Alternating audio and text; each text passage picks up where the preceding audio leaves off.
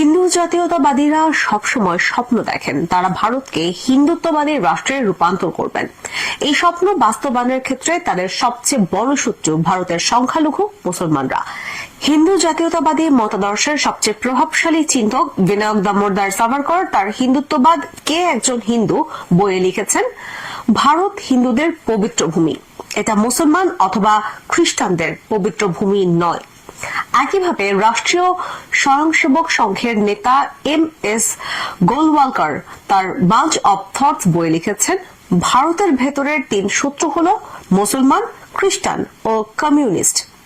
এখন যেহেতু এই মতাদর্শের লোকেরা ক্ষমতায় এসেছেন, তারা তাদের সেই স্বপ্নকে যে কোনো উপায়ে পূরণ করতে বদ্ধপরিকর।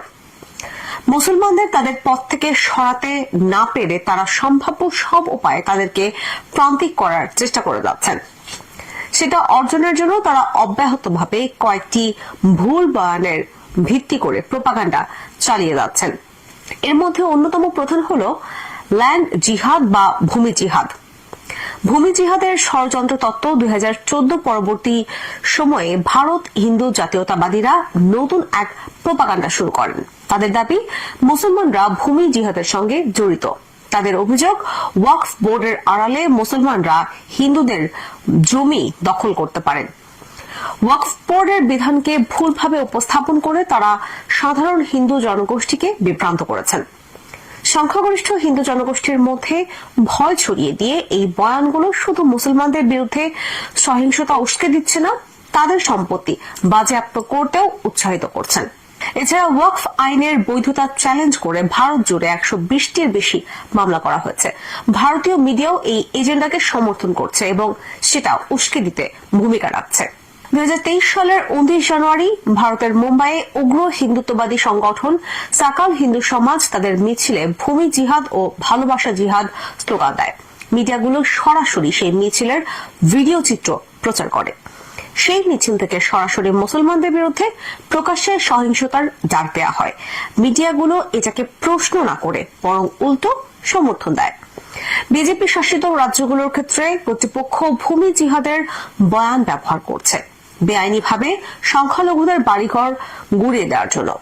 মিডিয়া সেটার ন্যায্যতা উৎপাদনে পূর্ণ সমর্থন দিয়ে চলেছে। কর্তৃপক্ষ যখন বানোয়াট অভিযোগের ভিত্তিতে বুলডোজার দিয়ে বাড়িঘর গুড়িয়ে দিচ্ছে, মিডিয়া তখন এগুলোকে ভূমি জিহাদের মামলা বলে চিত্রিত করেছে, সরকারের কাজের ন্যায্যতা দেওয়ার চেষ্টা করেছে। এভাবে 2014 সালে ভূমি জিহাদ প্রোপাগান্ডা শুরু করলেও 2019 সালে বিজেপি পুনর্নির্বাচিত হওয়ার পর এই প্রচারণা গতি পায়। কেন্দ্রীয় স্বরাষ্ট্রমন্ত্রী অমিত শাহ সহ বিজেপির বিশিষ্ট নেতারা প্রকাশ্যে এই বয়ান ব্যবহার করেছিলেন। 2021 সালের মার্চ মাসে আসাম বিধানসভার একটি নির্বাচনী প্রচারণায় অমিত শাহ ঘোষণা দেন, আমাদের বেশ কয়েকটি প্রস্তাব রয়েছে, এর মধ্যে সবচেয়ে বড় হল বিজেপি সরকার ভালোবাসা জিহাদ ও ভূমি জিহাদের বিরুদ্ধে একটি আইন আনবে। ঝাড়খণ্ড ও মহারাষ্ট্রের সাম্প্রতিক নির্বাচনী প্রচারণায় বিজেপি নেতারা ওয়াকফ নিয়ে ভুয়া খবর ও মিথ্যা গল্প ছড়িয়ে হিন্দু জনগোষ্ঠীর মধ্যে ভীতি জাগিয়ে সমাজকে মেরুকরণ করে নিজেদের ঝুলিতে ভোট পুড়তে চেয়েছেন। বেশিরভাগ নির্বাচনী বক্তৃতায় অমিত শাহ ওয়াকফ ইস্যুটির সামনে আনেন। তিনি মিথ্যাভাবে দাবি করেন ওয়াকফ বোর্ডকে ব্যবহার করে জনগণের সম্পত্তি দখল করা হয়। তিনি বলেন, বিরোধীদের প্রতিরোধ থাকা সত্ত্বেও আমরা ওয়াকফ আইন সংশোধন করব। এসব বিবৃতি থেকে এটা পরিষ্কার যে বিজেপি সরকারের প্রকৃত উদ্দেশ্য হচ্ছে ওয়াকফ আইন সংশোধন করা। 2024 সালের সাধারণ নির্বাচনের আগে বিজেপি নির্বাচনী প্রচারণার সময় প্রতিশ্রুতি দিয়েছিল যে তারা এবারে 400টির বেশি আসনে জিতলে ওয়াকফ আইন পুরোপুরি বাতিল করবে। এখন সরকার সংশোধনী বিল পেশ করেছে। বিজেপি নেতারা প্রকাশ্যে বলেছেন, বিলটি দেশে ভূমি জিহাদ বন্ধে আনা হয়েছে। এখানে উল্লেখ্য, প্রস্তাবিত বিলটিতে এমন সব বিধান বাতিল ও সংশোধনের প্রস্তাব দেওয়া হয়েছে যেগুলো হিন্দু জাতীয়তাবাদী সংগঠনগুলো জনসাধারণকে বিভ্রান্ত করার জন্য ব্যবহার করে আসছে। সরকারের দাবি হচ্ছে সংশোধনীটির উদ্দেশ্য হচ্ছে ওয়াকফ সম্পত্তির ব্যবস্থাপনার উন্নতি করা এবং মুসলমানদের উন্নয়নকে উৎসাহিত করা।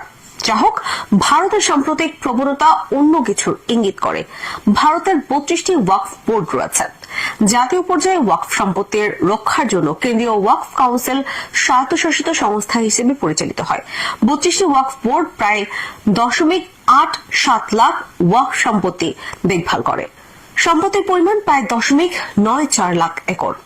মজার ব্যাপার হলো ওয়াকফ বোর্ডের বিরুদ্ধে ভূমি জিহাদের অভিযোগ করা হচ্ছে, অথচ সেই বোর্ডগুলো প্রচুর সম্পত্তি হারিয়েছে। গত 28 নভেম্বর কেন্দ্রীয় সংখ্যালঘু বিষয়ক মন্ত্রী কিরেন রিজিজু লোকসভায় জানান 54,929টি ওয়াকফ সম্পত্তি দখল হয়ে গেছে।